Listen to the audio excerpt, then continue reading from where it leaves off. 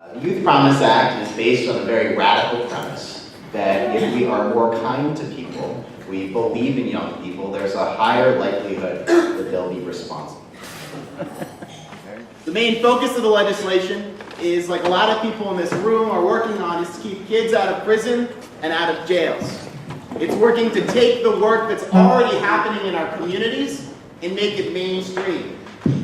So that it's something that, in addition to the work that you guys are doing in a lot of spaces, from being good stories on newspapers, to actually being central parts of the policies of our communities. A central element of how we address crime in our communities is through prevention and intervention.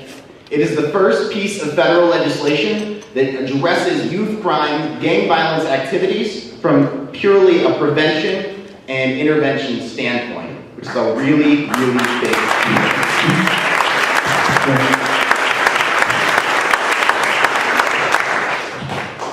When this legislation is passed, it will really revolutionize and give us a chance to shift how we address crime in America.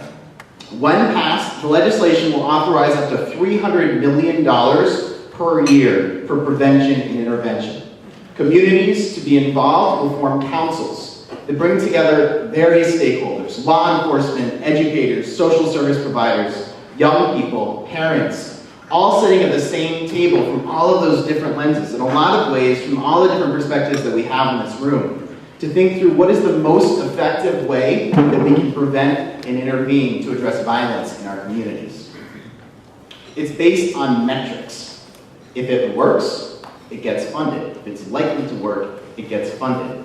We're accountable, and it's based upon 50 of the most expert people in the country who came together with Representative Scott in Virginia to craft the basis of this legislation. Why is this so important? 3 main reasons. 1, incarceration is not working for America. Never has.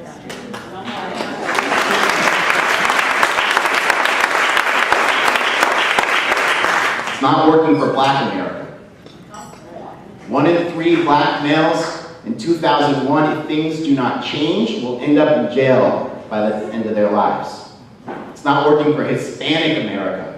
1 in 5 Black males, if things don't change, who were born in 2001, this is our 9-year-olds, will end up in prison if things don't change. It's not working for Black America, and it's not working for Hispanic America. We need to make the case that it is not working for America. Right. Something needs to change. Second reason is that, as we've seen and we've talked about, we know how to address violence in America. People in this room understand what it takes. People in this community understand what it takes. It can be done. It is being done. We just need to start listening to our communities.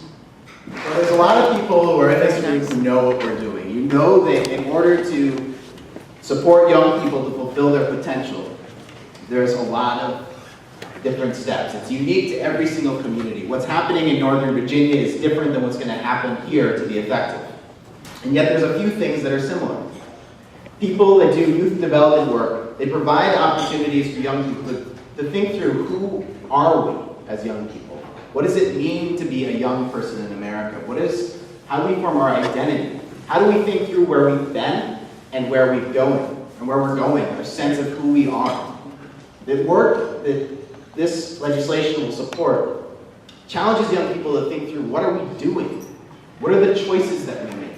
What opportunities do we have? How do we define ourselves? And how is it that what we're doing relates to who we are? Is it in alignment with that? The programs that you all are supporting, the legislation will support, supports community partnerships. It recognizes that every single person who is involved in youth violence prevention needs to be working in collaboration to be most effective in a community. That we need the law enforcement to provide the space, the safety for the dialogues to happen. We need the facilitators that are doing the work. We need the trainers that are doing the work. We need the parents and the young people who uniquely are experiencing this to sit at that table as well. So this legislation holds the possibility for really bringing the work that's happening in the community, those who want to make a difference, the few individuals who really are standing up to make this happen and brings it to a whole new level. The third reason we're supporting this legislation and when we're going to DC and knocking on doors is because it makes fiscal sense. We're throwing away money into our jails right now, money that could be so incredibly well spent. In Pennsylvania, they invested $60 million into prevention and intervention programs. And over a 10-year period, they earned $300 million back from their investment. There was lower amounts of people going to prison, lower amounts of young people going to juvenile centers, lower amounts of people who needed welfare. Those who were previously in prison became taxpayers, contributing back to the society.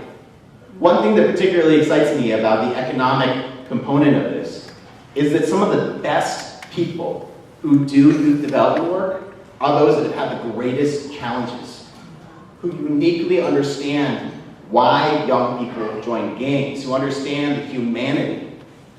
These same people are the ones that struggle the most often to find jobs in our society, who are stigmatized. Why are we not investing in that unique skill that they have? That skill that can pay off tenfold in our communities. Those who can uniquely do the work and truly build generation after generation. It's a smart investment to support this legislation. Please get involved in this campaign however you possibly can. We need your hearts, we need your minds, we need your resources, we need your skills. Whatever it takes for you to get involved, please share. You can be the person working with all of us who's really going to be able to make it possible for the Carloses of the world to truly step into their potential. It's a next evolution of all of the things that you guys have already been doing. Thank you so much for your time and for all